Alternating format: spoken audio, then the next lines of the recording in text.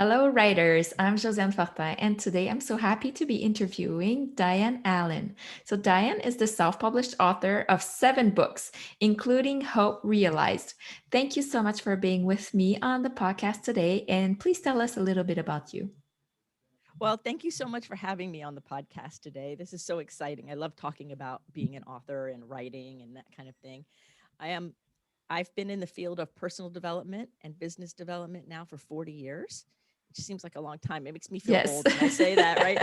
And and so for many years I helped people with mental illness and addiction and anxiety and growing their lives and working with gifted artist people, like all different groups. And my specialty is creating specialty experiences. And so at one point, my clients all kept saying, write a book. You need to write a book.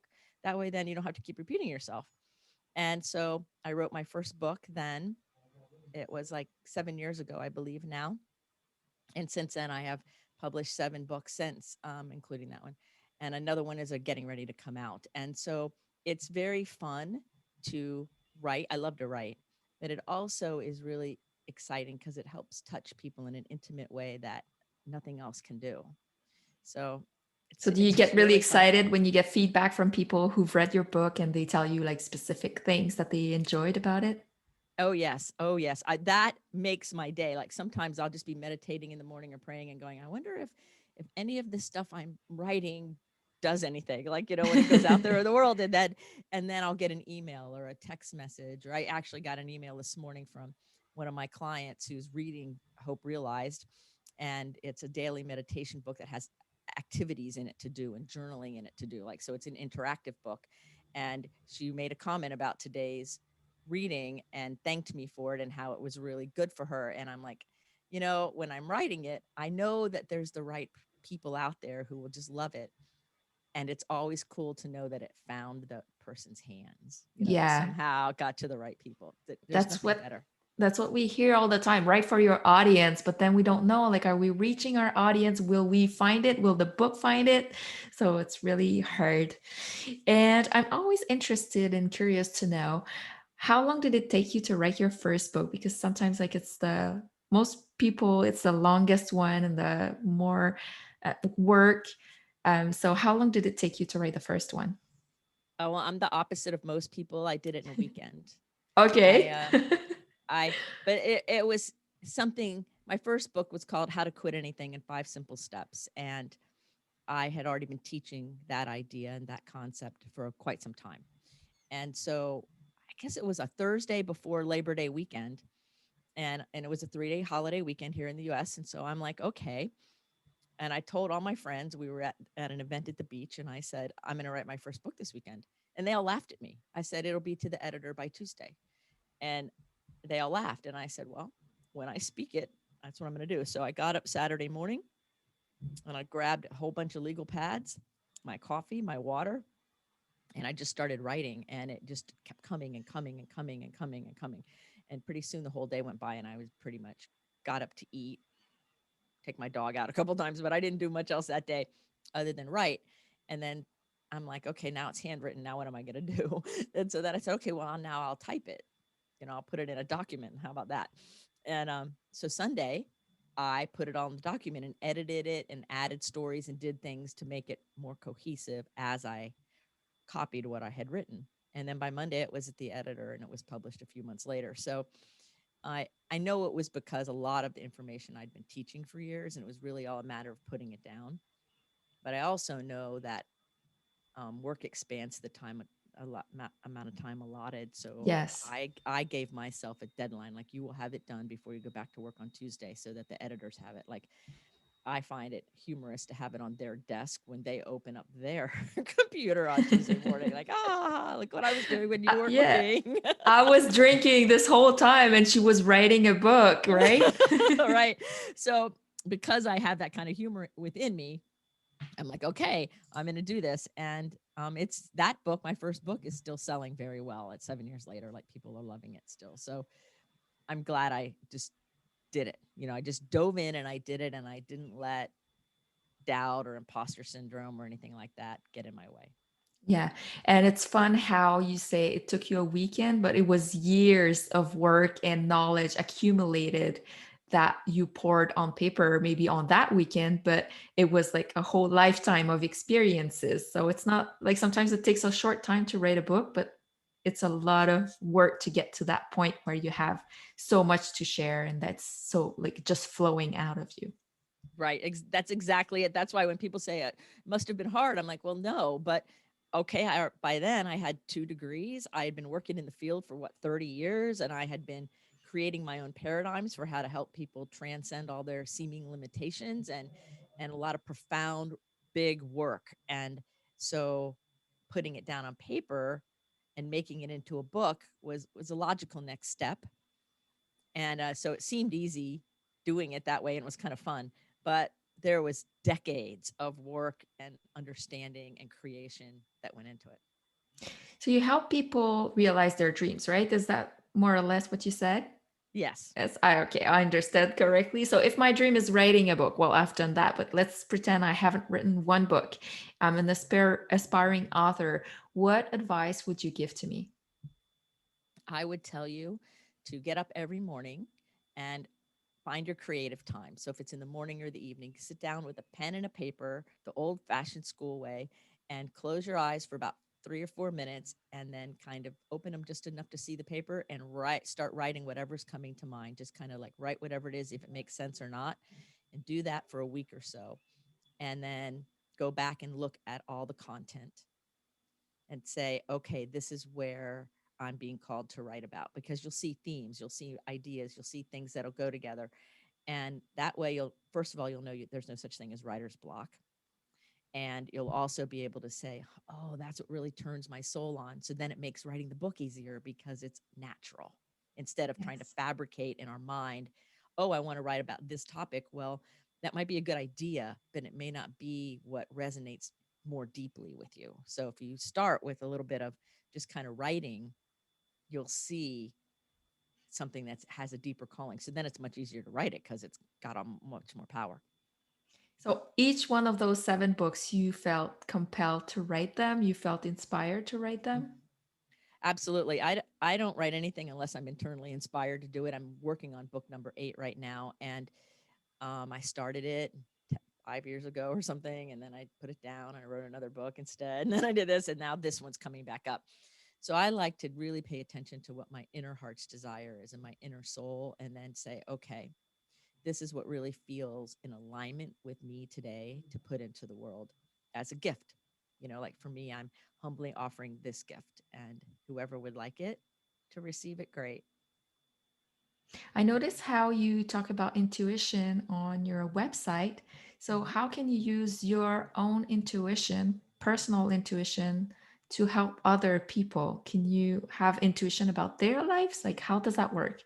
Oh, yes, I do, and that's what I'm known for. I'm known for being an intuitive mentor. So what that means is, when you're talking to me and I'm helping you solve something or connect more deeply to your heart's desire, whatever it is, then I have the intuitive ability to kind of see the road, like, oh, write about this, or oh, look at this over here, or how does this apply? And I'll be able to help dial in to that energy, that part, because I believe all of us are connected anyway, and ask really good questions and pose ideas.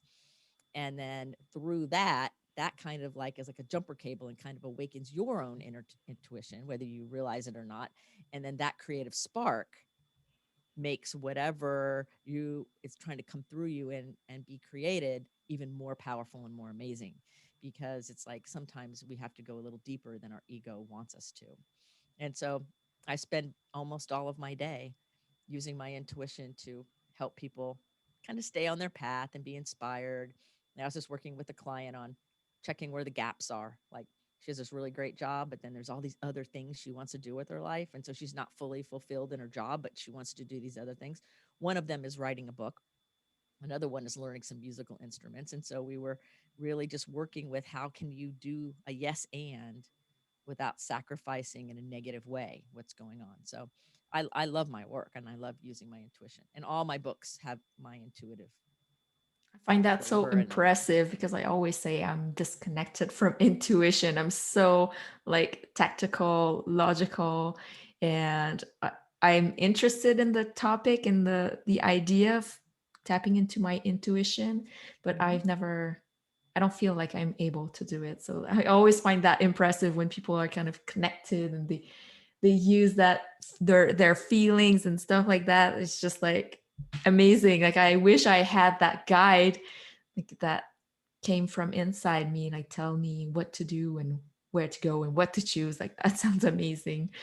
Well, that guide is in there. That guide is in there. You just shut the door, right? So, because our ego does that, our smart brain, you're smart. That smart brain says, oh, no, you only need me. You only need me. You don't need that. Well, the truth is, no, it's the other way around. You need the intuition first, and then the brain supports the intuition. So, if you start inviting it in and do some of that little writing I was just talking about for a beginner, even though you're not a beginner, then it'll start waking that up. So if you want to have more intuition, the number one thing to start doing is invite it in, because everyone has a level of it. Like some of us, like myself and some of the people in my world, we have a higher level than other people, but everybody has some level of it. Nobody has zero intuition. That's not possible. And like Forbes said, that intuition is the highest form of intelligence. Mhm. So it's a natural intelligence that actually is meant to complement your brain. So all you have How to do do you is give it permission. how do you feel when you know that there's like an intuition, or like do you hear like something inside of you? Is it a feeling, like a temperature? How does it feel? It comes through in different ways. Sometimes I get a dream. Sometimes, like right now, my intuition's coming in, and I feel it in my temple a little bit. It gets a little warm on the side of my head, and then I start getting. I have goosebumps now, and so Okay. I start getting goosebumps on my arms, and when I get them on my arms and my legs, that's my intuition saying, "Right on, keep going. That's the right place. Go there, go there, go there." And and I hear, like, not audible like hallucinations, but I hear it and I have a sense of it. Once in a while, it'll come through just as a gut feeling where I'll go, huh. But normally I either hear something or I know something, or all of a sudden these ideas will start popping in my head that are not in my own language set. Like, I wouldn't say it that way. And that lets me know that it's an intuitive higher self thing versus my ego trying to script it. So over time, when you practice using your intuition, you learn how to verify what you're getting, right? And confirm it, make sure that things are what they are and that you're getting it right. Because intuition is in spiritual land, which has no linear time. And And so sometimes, oh, sorry, keep and so going. sometimes it's a little tricky, right? Because we're going to be um wanting to our brain's going to want to hurry up and see it. Maybe it takes a little while. And I was wondering, like, if I get sometimes like a flash, like an idea, oh yeah, you should do this. Like, is that my ego or is that my intuition telling me what I should be doing? If the flash comes out of nowhere, like, you like, what, where did that come from? I always say it's your intuition. So you write it down. First, number one, write it down, because our brain will say, oh, you'll remember that, but you won't. So write it down. Then start paying attention to evidence of it. Like, oh, I have another idea about that. Or suddenly, you'll be on social media and there will be information about that thing or whatever. And you'll start seeing it show up in your world more and more, little by little. And then that shows you the direction and the timing. You may get one of those cool ideas and it doesn't seem to make sense. And then you might, a week later, a month later, a year later, get another one or two or three. And then when they go together, it puts a puzzle together. Yeah. So Okay. it's not always linear. So that's why I say write it down. I have a journal just where I write down all those ideas that pop in. And sometimes I'm like, I don't even know where this came from. Yeah. And then you always have the choice of whether you want to follow it or not. We have free will. You might look at it and go, yeah, that's a great idea, but I'm out. I'm not doing it. Or I'll do it later. I Yeah. have a client of mine who got an intuition of what she was supposed to do for her career when she was in her 30s. And she said, I'll do it when I turn 50. And so when she turned 50, she pulled out that stuff and created that thing. So we have free will, but I would write it down immediately. Write it down and Okay. just I'll follow that advice. keep track of them. Get your own journal just for your cool ideas. Yeah, I do have a journal, but I would need like a specific list where I put all of those ideas.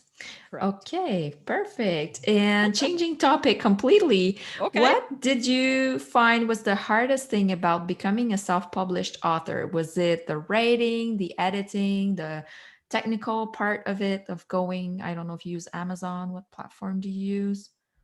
I don't use Amazon because Amazon's I just don't use it. Amazon sells my books, but I don't publish through Amazon. Okay. What I did was my company Visions Applied, I turned it into a publishing company. Okay. And so um, Visions Applied is the publisher of my books. And I also publish other people's books. So I turned it into its own publishing company. Then I have it printed at Ingram Spark, so it's international. My books are all international, and I have a team of artists and people who can put together the covers and the inside and all of that. And so I created my own publishing company Okay. So did in you have the order. people starting out to help you, like from the very first book? Well, the first two books were published through Balboa Press, which is a division of Hay House, and so they did a lot of the work. And when I saw what was going on, and some of it I wasn't really happy with, and some of it was great, and whatever. And then when I got ready for the third book, I have a very good friend who actually owns a very large bookstore, and he said, "Don't do that again. Publish it yourself." Now it's funny because when I published a few years before with Balboa Press, he recommended that. But in the meantime, the world changed where people Yes. could self publish more. So he said, no, go do it this way. At the same time, my good friend, who also is the person who designed all my websites, and it's his art team that put it all together, said, do it yourself, like create your own publishing company. I'll show you how. So I had people showing me how to do it. And I'm just technology oriented enough that I thought, well, all right, I can do this. This isn't that hard. And so I started creating my own publishing system. And so I just plug it into my system. I have two really good editors, a line editor and another gifted editor, because I write toward more gifted people. And I have two different editors, and I have my artist people. And so as I write it, I send it off to edit, bring it back, send it to the gallery, and then I personally upload it to Ingram Spark, and I personally set prices. I personally get the copyright and the all the ISBN numbers, all of that I personally do. Sounds like you've created a very powerful team around you, which is a very good idea. It can be Mhm. hard though when you're starting out, like to invest in a business that you don't know if it will take off or not. Like how did you get that confidence that it would pay off? I really believe spiritually that if I'm called to do it with my intuition, that there you can't fail. So if somebody's actually going after publishing a book that their heart and their soul says needs to be in the world, they can't fail. If somebody's trying to just create something as a way to make money or get people's attention and it's superficial, then that's a warning sign. Doesn't mean it'll fail, but it's a warning sign. And initially, and I just contract with these people when I need them. So it's not like I'm paying, annual salaries. It's like when I have a book ready to go, I send it to the people, and I pay them by the hour, and they get the work done. And I own the company that contracts them. So that makes it easy, and I move on. But I make sure that, the people I help, because I do a lot of creative coaching for people in addition to my intuition. Like, this is how you write the book, this is how you lay out the book, this is how many words you want to have in this type of book, and all of those kinds of things. I will sit down with somebody and help lay it out. In fact, I had one person who goes, I really need to write a book for my business, but I'm a terrible writer. So I was a ghostwriter, and I wrote her whole book for her. And then she just went in and put her flavor in. I said, add this, put this here, put your own language to it. Take what I did and edit it. Don't just publish my words, because it needs to be in your language. And so she did that, and her book's very successful. So if it's coming from your heart, I'm a big one on use your voice. And if it means write a book, write a book. And there's tons of people that can help. Do you write books in hopes of bringing customers to your coaching business? Is it the other way around when you go for speaking engagement? Like, is the goal to sell books, or is it the other way around? You want to sell books so that people pay you to speak? It's neither of those. And a lot of people think it's one or the other too, but really what it is I believe that very firmly that if I'm going to be a beneficial presence on this planet, then it has to be multifaceted. So I speak around the country, and I've spoken in Canada, and I've spoken all over, and that's great. And I also write books, and I have 3 live podcasts, and I write blogs, and I do all kinds of other things in service to my people. And I believe that if you live from a place of humble service without looking for an expected return, that you're blessed beyond that measure. So the books are a complement to what I bring to the table otherwise. And then in either way, like sometimes people find the books and then they call me and go, "Oh my God, I have to work with you." And other times people hear a podcast and then they start reading the book and then they call me. Sometimes people never call me, they just follow all my things and benefit from it. So I know that the right people show up right on time. And I kind of see it as a holistic package, because some people like video, some people like to read a book, some people like audiobooks, some people like live presentations, So I figure if I cover all the modalities, then somebody, whoever's looking to get their need met in that arena, can get it met. Right, that makes sense. Yeah. And how do you specifically promote your books? Do you have like a strategy on social media, or like do you have like a special something that's really working for you? I have my strategy is like have as much fun as I can doing it. And so I have a social media person who helps me out some, because I don't like computers that much, like being on screens all the time. So that's my books are published on or promoted on Instagram, Pinterest, YouTube, my website, of course, both my websites actually, Amazon, other people's things, and I write blogs about them. One of my podcasts is called Meditations for Visionary Leaders, and one of the books is called Daily Meditations for Visionary Leaders, and so those go together.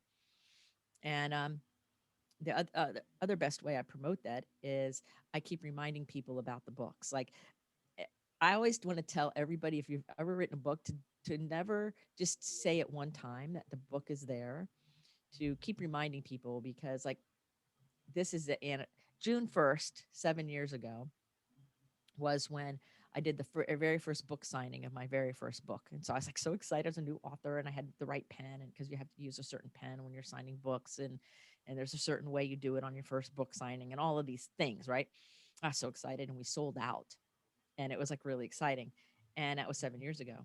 And I still tell people about that book, and it was my first book, and people still buy it Yeah. because it's relevant. And so always tell people about them, or drop it in, or I will also go on LinkedIn and make comments about my books and other people's posts that apply to that. And not always, but like when it's important. And so I try to stay active and know that if I just keep sharing, humbly sharing, here's a solution, here's a thing you might want to check out, what about this, that the right people will see it and will be grateful that they saw it. Okay, that makes a lot of sense.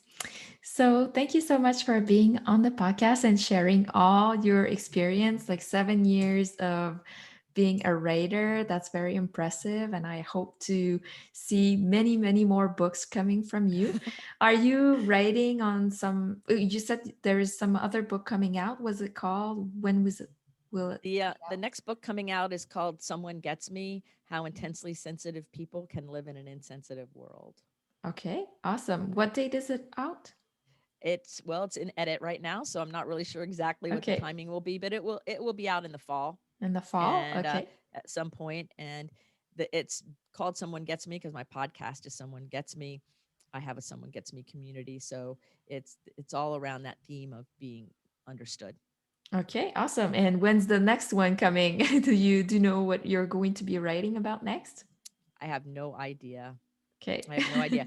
It will probably be something about being creative or being an outlier, or something like that, because I love the creative outlier people. And I think sometimes we're all misunderstood. And so I like to say, no, you're not misunderstood. At least not by me. I understand Yeah. you. Someone gets you. Right. If people want to know more about you, about your books, where can they connect with you? They can connect with me through my website, which hooks to all everything, and that's visionsapplied.com. Okay, perfect. I'll make sure to share the link in the show notes. Thank you so much for being with us today. Thank you so much. It was so fun. Bye.